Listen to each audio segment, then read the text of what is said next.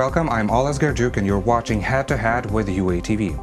Ukraine has been countering Russia's hybrid war for over 4 years now, although aggressive actions like discrimination campaigns, cyber attacks and espionage have been in action against the country since its independence. Following the Russian invasion into Crimea and Donbass in 2014, Ukraine has developed its resistance, but still there is a long way to go. To discuss the state's strategy regarding this issue, we welcome to the studio today Maria Ionova, member of Ukrainian Parliament. Hello, and thank you for being with us today. Hello, nice to meet you again. Yes, it's always a pleasure to have you here. So, Maria, could you tell me when this hybrid war actually and approximately had started against Ukraine? As you are absolutely correct, it was started immediately after we became independent, but unfortunately only now we realize it.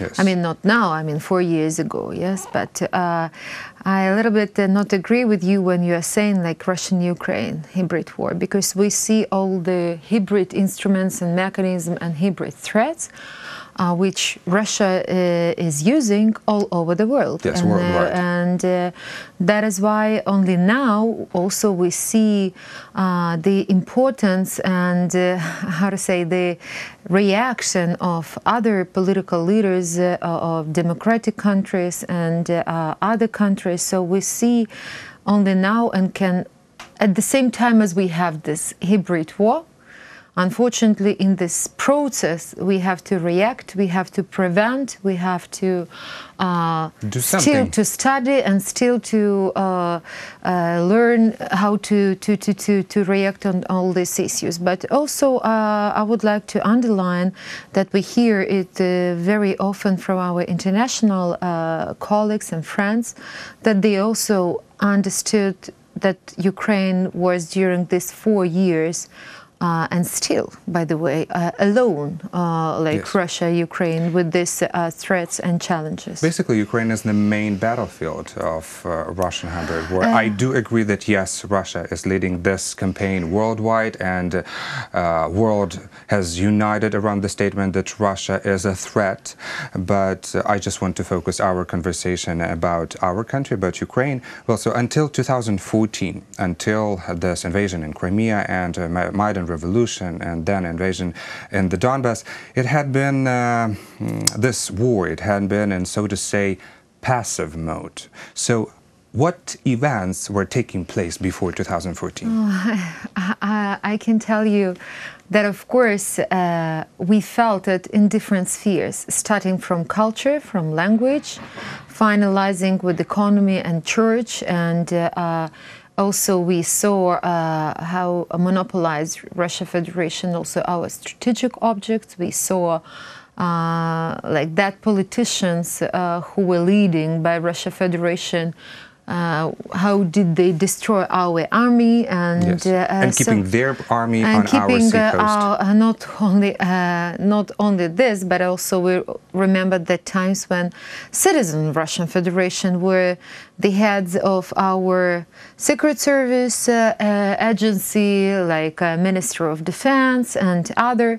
And also, I can say that Crimea, we can only now, yes, like research when it has been started. But now we understood that it was started 25 years ago, and now all these hybrid methods, we see the result. Why Russia needs Crimea? Because it's militarization. It's a military peninsula. Not only against Ukraine, it's also against EU countries and NATO countries, and that's the issue. And telling the truth, when we have started to work on this problem, I took part in several seminars and trainings in Germany with our military, with our experts and strategic like managers, and we were a little bit shocked when we met American and other European our colleagues, for example, who on the map they didn't see Russia as a threat, even of hybrid or like informational propaganda. So we also remember MH17. Yes. When they were all over, like also in European mass media, that it's Ukrainian book, that Ukraine didn't close the airspace and so on. So all this, we remember this about these children, about soldiers who are with the drugs and other things. Crucifying the child. Absolutely. Yeah, but anyway, I can see that what Putin is doing, anyway, he's doing it through historical line. And as he understands that without Ukraine, he doesn't have any history. So he wants to destroy the national identity. I think not only national identity, I think that now it is it's still continued. And now what he would like to destroy and to show all over the world that democratic principles doesn't work. The democracy doesn't work. That it's a weak system. Yes, that we have to have like a strong leader, domination, totalitarianism, I mean, awful things. And that is why such, also we remember with you fake news like that our politicians are Nazis, Slava Ukraini, it's a Nazi slogan. I mean, different things. A lot of mess. And I'm really very glad that finally, European leaders and G7 countries, they realized the mashtab of this hybrid war, and that it's not only about information, it's also military instruments, it's through cultural instruments, church, we see. Like basically in every aspect. In every aspect. We remember with you starting from 2014, how many terrorists were organized also by pro-Russian forces. I mean, now, for example, yes, Andrew's church, also like this destroying, like for whom this information, like for whom such actions, who is in favor on these actions? I mean, not the government, not the president, and not Ukrainian people, of course, only one country. And that is why, of course, we have learned already to react and to prevent terrorist acts, which is really very necessary and very important.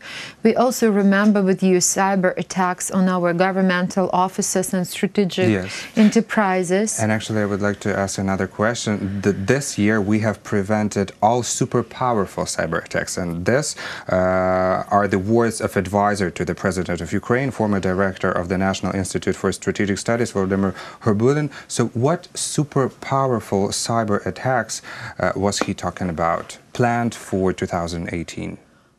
Of course, it's about, for example, if we were talking about 2018, and most important and most complicated, what we will have in 2019, as we will have presidential elections and then parliamentary elections. And also, I can tell you that now, like on the summits, EU summits, different conferences in Europe, in America, we see more topic about cybersecurity and about informational war, about hybrid war. And they strengthen the security measures in these conferences as well. And so also regarding pre-electional period.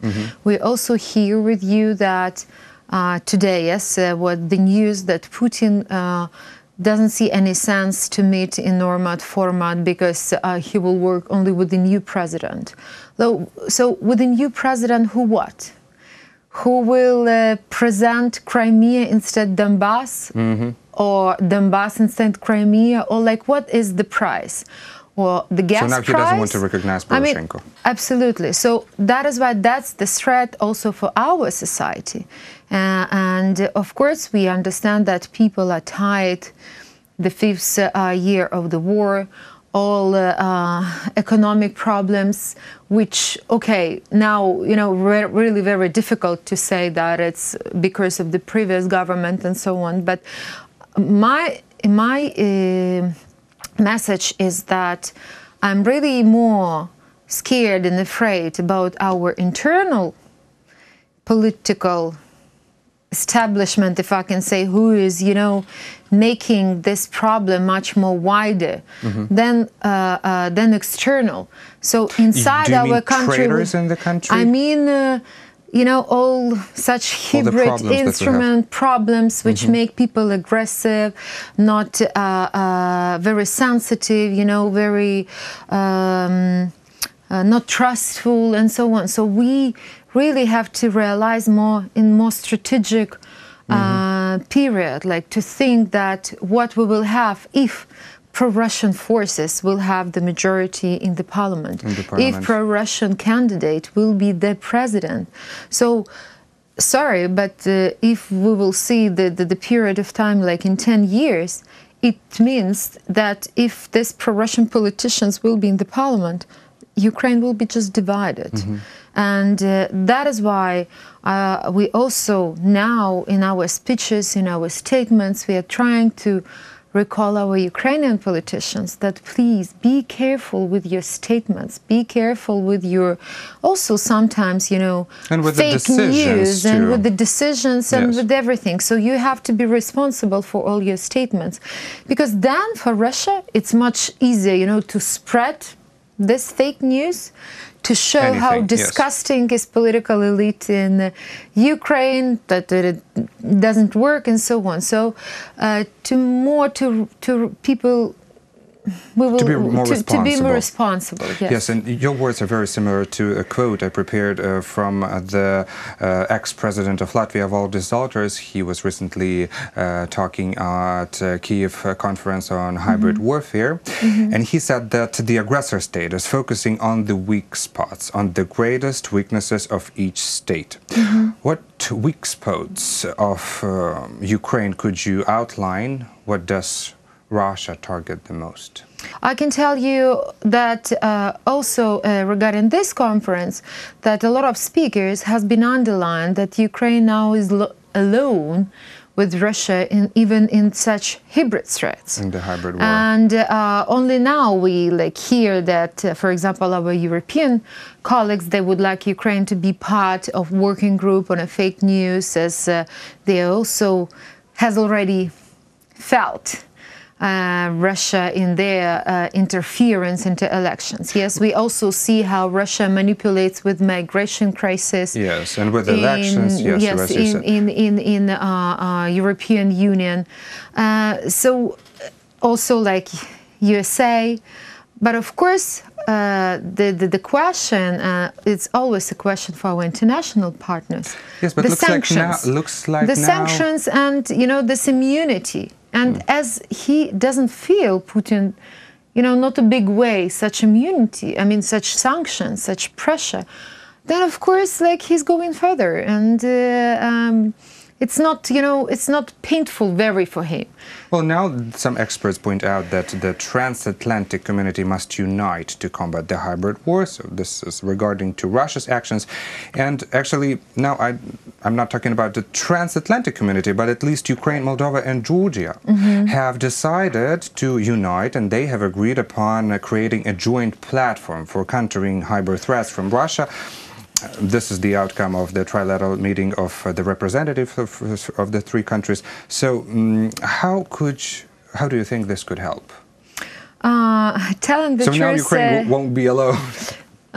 Telling the truth, it's not only the only one platform and topic where we're united really with Moldova and Georgia. And that's also the threat for Moldova, because they will also have an elections. Georgia, the first year of the presidential elections has been held already. But also, I can tell you that it's always anyway better when you are together with someone.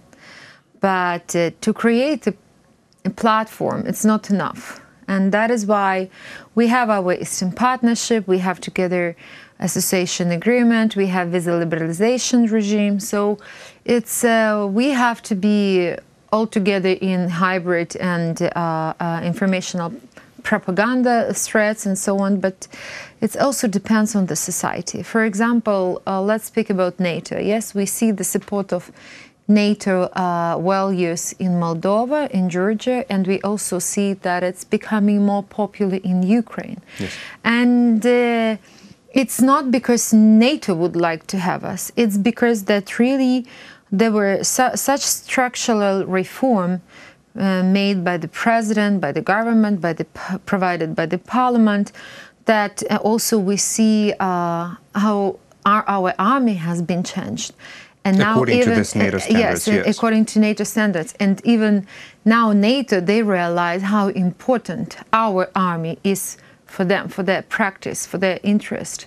So that is why it's not like usually when we say, please take us. No, now it's bilateral interest.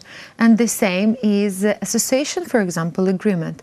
That's a bilateral agreement, and it's not only our obligations. It's also their. That's also their obligations in economic sphere, in technical sphere, in financial sphere, in even in humanitarian sphere. But if we will compare the numbers, yes, it's not enough, if I can say. So that is why I think that really Ukraine now is an important state in the Eastern European region. Well, let's hope that Ukraine will keep on building this resistance against Russia. Unfortunately, that's all we have time for now. But I thank you for this interesting conversation and, as always, your interesting comments. Thank you. That was Maria Ionova, member of Ukrainian Parliament. Thank you for watching Head to Head. I'm Oles Garjuk. Goodbye.